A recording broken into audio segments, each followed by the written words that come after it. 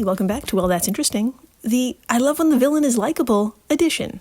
Today is episode 254, Jellyfish overpower a nuclear power plant, again, and parasitic worm could help create new opioid treatments. My friends, if the various 12-foot lawn skeletons and last week's bonus featuring not one but two amazing TED Talks haven't tipped you off yet, then I'm happy to deliver the news that we are in the thick of spooky season. But today, there's a twist. Some creatures we soft-bodied humans are so vigilant to avoid, well, they'll be getting into some meddling fun, and could help inspire the next generation of painkillers. In the first half of the show, I'm going to need you to hold on to your baguette as we head to northern France for the aptly named Gravelines nuclear power plant. This beige behemoth, built in 1974, has seen some shit. And that shit has been wacky. For example, according to Ye Olde Wiki, in 2006, when its Unit 3 was taken offline for routine refueling, it was discovered that an electrical wire had not been plugged back in correctly during the last outage in 2005. So a whole year of something unplugged. In 2007, the plant experienced 4 separate events that qualified as Level 1 on the INES scale, aka the International Nuclear and Radiological Event Scale, introduced in 1990. It's kind of like the food pyramid, but instead of listing all your recommended daily nutritional needs, as you go up this pyramid, each increasing level represents an accident approximately 10 times as severe as the previous level. I have a handy-dandy photo of it on the old socials if you'd like to take a peek. And as you can see, Level 1 means Gravelines experienced an anomaly those 4 times, which is defined as a minor event. But I swear to God, the examples given of an anomaly are, quote, overexposure of a member of the public in excess of statutory annual limits, and, quote, a low-activity, lost or stolen radioactive source, device, or transport package, end quote. So that's Level 1. It's an incredibly fucked up whoopsie-daisy. 2 years later, in August 2009, what's called an annual exchange of fuel bundles took place in Reactor 1. But one bundle got straight up stuck in the upper handling structure. And to me, that sounds like a Level 1, so put that in the Level 1 pile. And finally, I think we could add this to Level 1 as well. Quite recently, an oh-so-large swarm of jellyfish got caught in a filter, forcing 4 reactors at the plant to go into automatic shutdown. Needless to say, this caused an issue. A relatively safe issue, thankfully, but an issue, and a weird one at that. We will dive into more details about this swarm. We will learn of its impact, and good news. This isn't the first time something like this has happened. Oh, no. We will swim through not 1, 2, or 3 similar instances, but fucking 7. This has happened at least 7 times in other parts of the world, and we will get into why this may be happening too. Move over, Sharknado.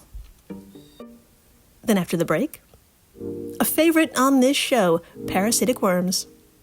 My friends, the last time we spoke about these pesky little busybodies actually helping us rather than harming us was way the fuck back in 2022. At that time, we covered research performed by Osaka University on the species called A. simplex. It turns out they could sense cancer by odor, and when they find these cells, they attach. Because of their sentiability, it's believed they could be used to deliver cancer treatments directly to cancer cells within the human body. That is amazing. Bloodhound worms with cancer-killing backpacks. Hell yeah. Now get this. Schistosoma mansoni. It sounds like a spell or a pasta, but it's actually a worm known to sneak past our immune system's pain sensors. Sensors that tell us something is wrong. Meaning you don't know this little fella is up all in you until it's laid eggs. So how does it get past detection? And by knowing how it does this, can it help us? That's an equally wild question, and the answer is yes. We will head to the Tulane School of Medicine, where researchers are isolating molecules to block some proteins and doing some clickety-clack calculations. What they're looking for are new alternatives to opioids. Soon, you'll be saying thank you, parasite thing. In the meantime, hi, I'm Jill Chacha, and if this is your first time listening, welcome to the flock, my contagious business goose. To begin, I'm going to need you to pull up a chair and to whip out a map of the world because we're going to have ourselves a small geography lesson. And for my fellow geographically challenged Americans who may be thinking, wait a minute, a map? What? Isn't this all a little bit unnecessary? Don't worry, stick with me. It's going to pay off by the end of this segment. So please, if you will, point to France. Excellent. Now move your finger all the way north until you see Paris. Wonderful. Now one more time, move that luscious finger further north until you hit the coastline. And your metaphoric toes are dabbling in what's called the Strait of Dover. Now this body of water is special for a variety of reasons. One, if you look to your left, you'll see the actual coastline of southern England and the aptly named English Channel. Put a pin in that. Two, if you look to your right, you'll see the coast of northern Europe and the aptly named North Sea. Stick another pin here as well. And three, this spot, strategically tucked between them all, is the perfect placement for the dispersal of sweet, sweet energy produced and expelled by the Gravelines nuclear power station. And since we're here, let me give you a bit of a tour. Just follow my little red flag and please refrain from making any comments about my bright yellow jacket. It's all in the name of safety, and these visual markers are really helpful. This place is huge. It's home to 6 nuclear reactors, each producing 900 megawatts of power. To put that kind of va-va-voom into perspective, according to EDF.fr, this provides 60 to 70% of the annual electricity needs of the Hauts-de-France region, which is about 12,000 square miles. Including here and beyond, it supplies 5 million homes. In sum, Gravelines Nuclear Power Station is Western Europe's most powerful nuclear plant. And it's run and guarded over by 2,000 employees and almost 1,000 service providers on site. That's a lot of eyes, that's a lot of ears. But boy howdy, wouldn't you know it, a creature without any of those things can be quite destructive when they get together. For you see, this Leviathan takes in its cooling water from those 2 historic bodies of water we just stuck pins in. And although the station is packed with filter drums to remove debris like a set of gills, these drums can get choked up if that debris piles on and on and on. Now with this, I believe it's time to end our tour and to shimmy on over to today's post on the old socials. So please drop whatever debris you're holding right now and pick up your phone. Slide past the brightly colored INES scale, and you're going to see photos of a beach. From its wet sands, we're not looking out onto the waters of the Strait of Dover, but behind us, at the Gravelines power station, there, in the far distance on the horizon. Even from here, you can see its 6 reactors, but I have a feeling that was the second thing you noticed. From the foreground to the background, every inch of this beach is dotted with blue gelatinous jellyfish. And if you're thinking, damn, that is a lot. Yeah, you're right. But just imagine what could be in the water.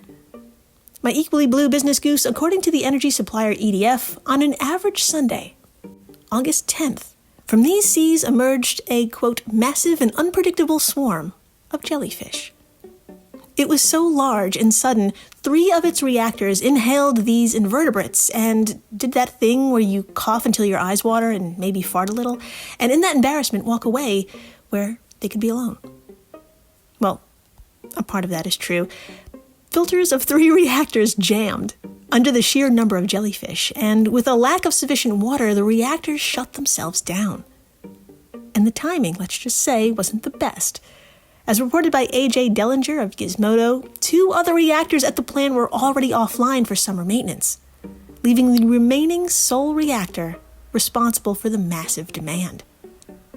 Rightfully so, this lone employee, overwhelmed and underpaid, said, "Not today, Satan," and followed suit by quitting before any major damage to the facility was done. It shut down. According to the European energy outlet Montel News, by Sunday night, the incident knocked out 10% of France's nuclear capacity. Now, on one hand, The plant did exactly what it was meant to do. In the event cooling isn't possible, go the fuck offline to prevent catastrophe. No one needs a loss of coolant accident, abbreviated aptly to LOCA for short. And I'm looking at you, 3 Mile Island. EDF went on to say that the incident didn't do any harm to the plant, staff, or the environment, and there is no long-term safety concern. But I could see your face from here. It has an expression that says, okay, but on the other hand, what the fuck? What kind of jellyfish could do this? And how many are we talking here? Also, where did they come from? Great questions as per usual. Let's start with who they could possibly be. Despite all my news sources, there is no specific species named. But judging by all the bodies in that photo and the location, I did a little sleuthing. And good news. There's at least 5 suspects, and I have images of each. First up is the adorable moon jellyfish. Although they clock in at 10 to 16 inches across, and they're found throughout the upper northern hemisphere, they're almost entirely translucent and basically harmless. The wiki provides what I would consider a rude description. They can be recognized by 4 horseshoe-shaped gonads, easily seen through the top of the bell. Well, now, if you give that original photo of the beach a squint, I don't see any translucent gonads afoot, so I'm thinking it's not the moon jellyfish. Next up is the lion's mane jellyfish. This one is truly infamous. It's one of the largest known species, growing to an average length of 1.5 feet, but it could reach lengths of 6.5 feet. The main part of its name centers around the long hair-like tentacles hanging from its bell.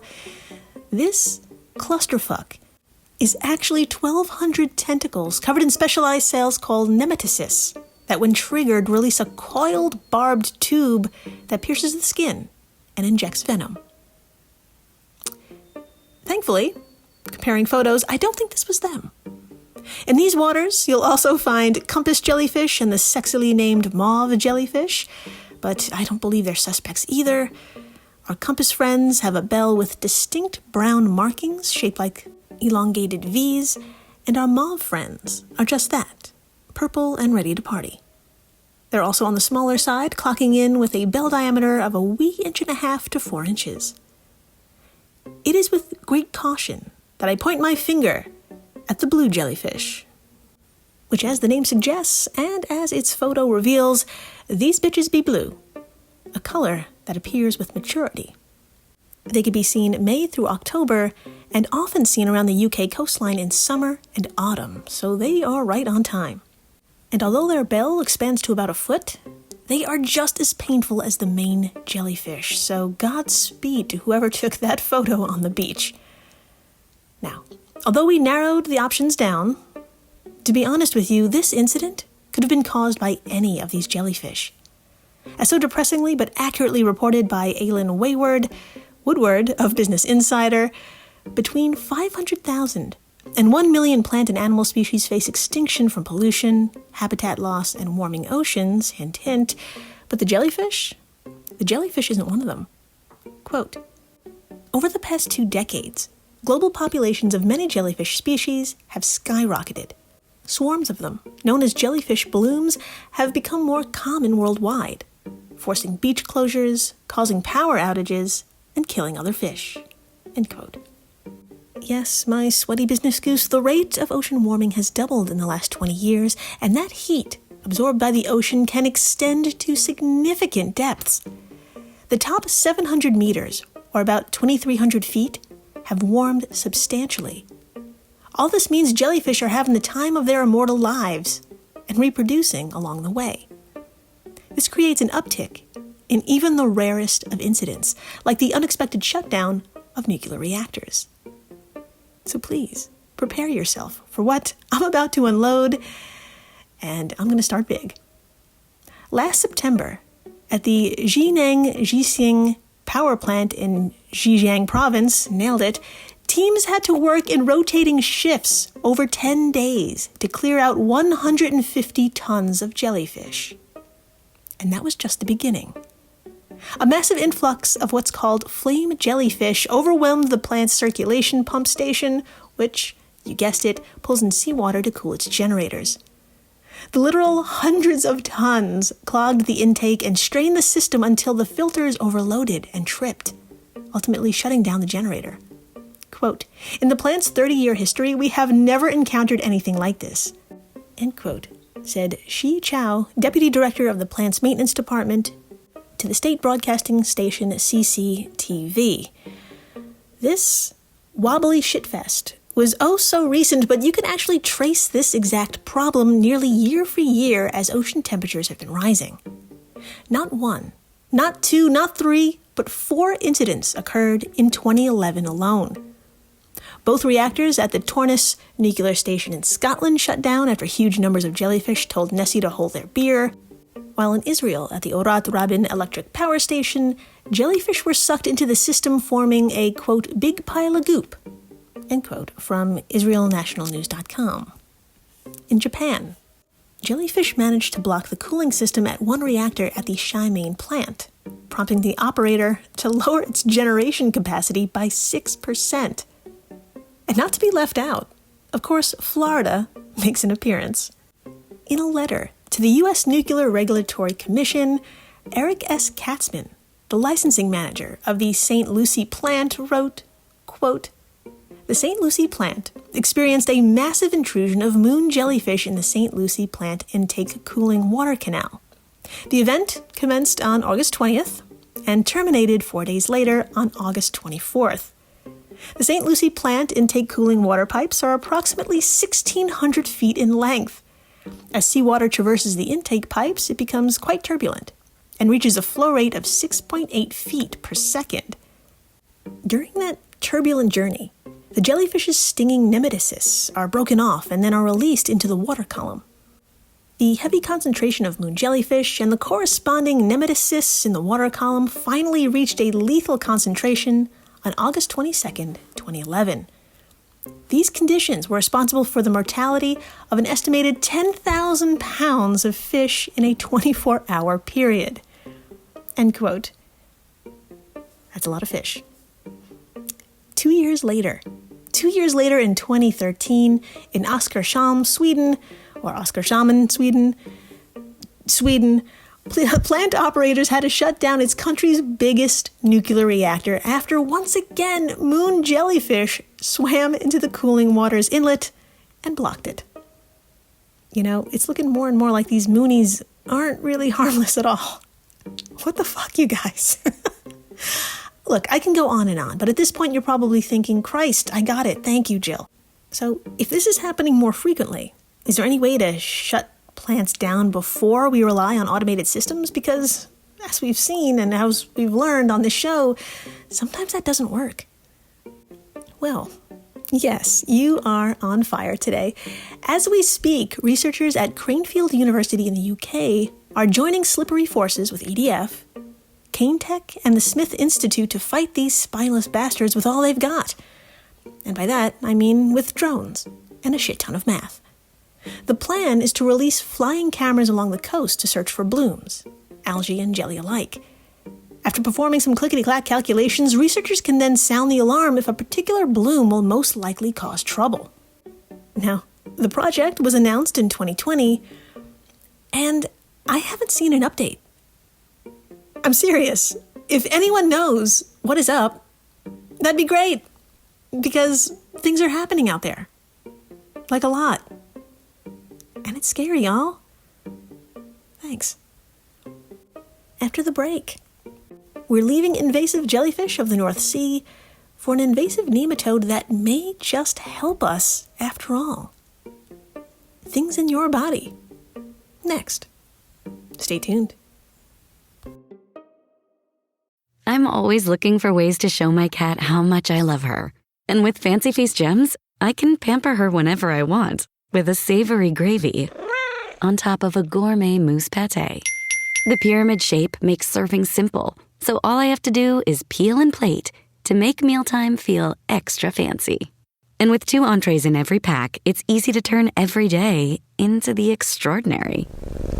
Fancy Feast gems.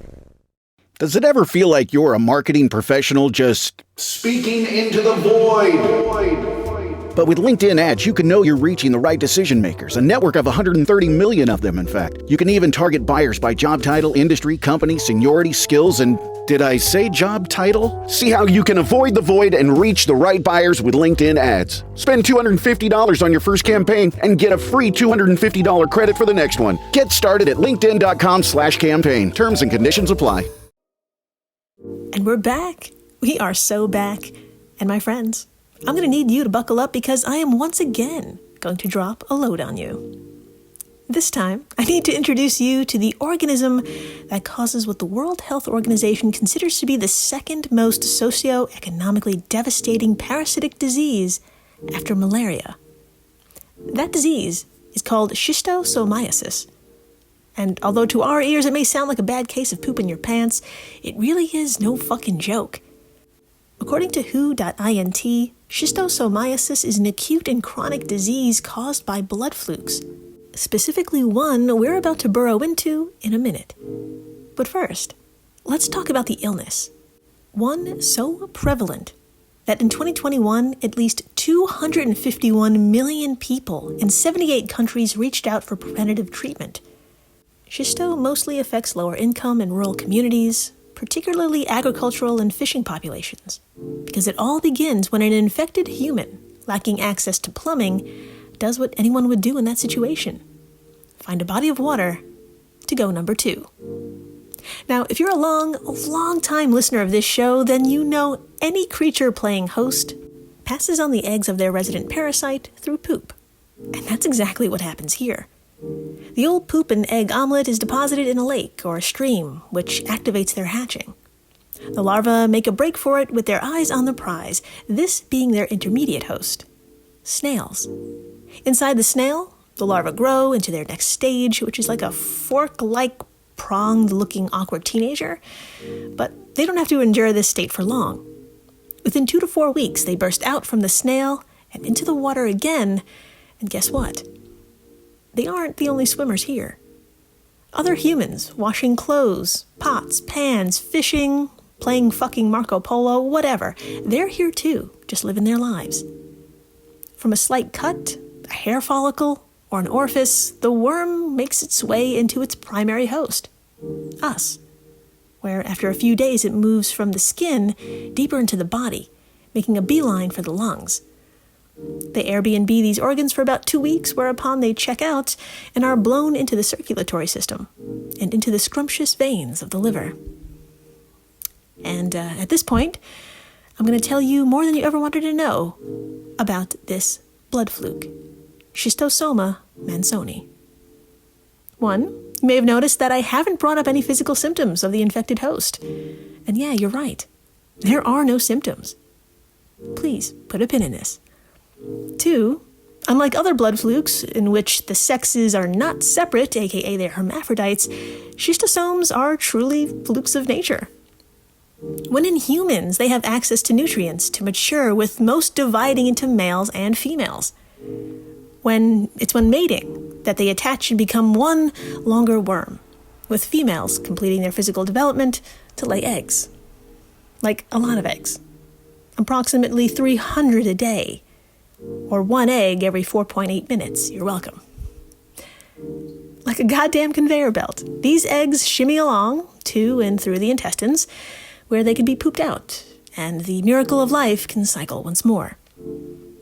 But right before that human pops a squat, this is when symptoms finally appear. Abdominal pain, diarrhea, blood in the stool or urine is present. Liver enlargement is common in advanced cases. In children, schistosomiasis can cause anemia, stunting and reducing the ability to learn. The number of fatalities is difficult to estimate because of hidden pathologies such as liver and kidney failure, bladder cancer, and ectopic pregnancies due to female genital schistosomiasis. Yeah, like I said, these worms will get in any way they can. Anyway, let's move on to treatment, which is called praziquantel. Praziquantel.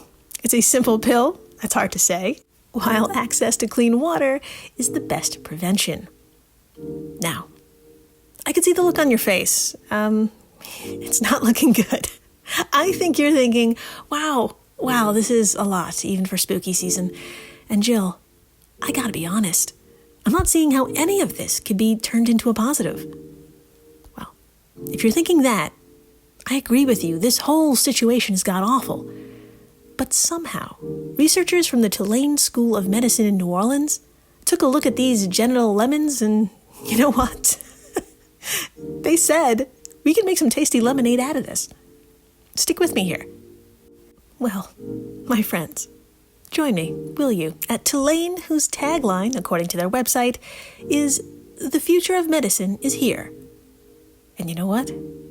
They ain't kidding. Time to unpin that pin from before. The one about how no symptoms are exhibited by a human after S. mansani enters the body. Turns out, a little protein called TRPV1+ fires away within sensory neurons when something invades the body, and those signals are interpreted by the brain as heat, pain, or itching, all annoying and irritating sensations to get your attention. But not only your attention, but the attention of your immune system, as this also leads to the rapid mobilization of immune cells known to cause inflammation. That inflammation response helps you block a parasite's entry through the skin. At the lab, the team at Tulane, including Dr. Dabrowski R. Herbert, professor of immunology, discovered a first.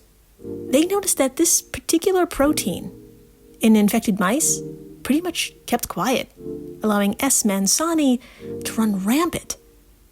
It was at this point they had a eureka moment. Quote, if we identify and isolate the molecules used by S. mansani to block TRPV1, well, it may present a novel alternative to current opioid-based treatments for reducing pain. The molecules could also be developed into therapeutics that reduce disease severity for individuals suffering from painful inflammatory conditions too, end quote, they said in a statement to AAI.org. In fucking sum, whatever molecules this worm is pumping out, we can turn them into pain medications, and even topical ointments. As we speak, the team is tracking down these molecules, which, after lots and lots of trials, may make their way to you. Maybe in tube form. Who doesn't like things in tube form? Thank you, terrible worm. And thank you for listening, rating, subscribing, telling your friends about jellyfish, how they're they're going to kill us all. They're just going to kill us all. That's just it. That's what's going to happen. That's how it's going to fucking end, everyone. But topical worm ointment.